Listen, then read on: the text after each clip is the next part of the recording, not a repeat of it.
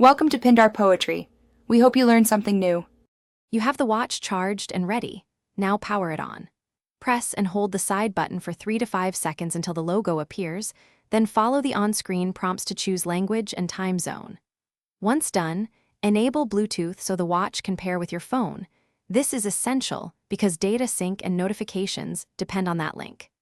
Make sure battery stays above 20% during initial setup to avoid interruptions while firmware or apps update. Open the Fastrack Companion app on your phone and grant location, notifications, and health permissions. You need them so the watch can share steps and alerts. In the app, tap Add Device, scan the watch QR or select it from the Bluetooth list. When prompted, confirm the pairing code on both devices. Once paired, sync contacts and notifications, then select a watch face. If the app offers firmware updates, apply them now because they fix bugs and improve battery life.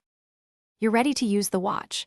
Swipe left or right for widgets and press the side button to return home or open the app list.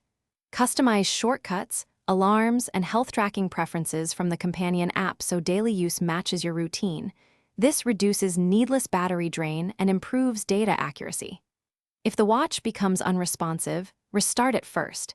If that fails, unpair and repair the device, and as a last resort, perform a factory reset. This usually resolves persistent firmware or pairing errors. Thanks for watching.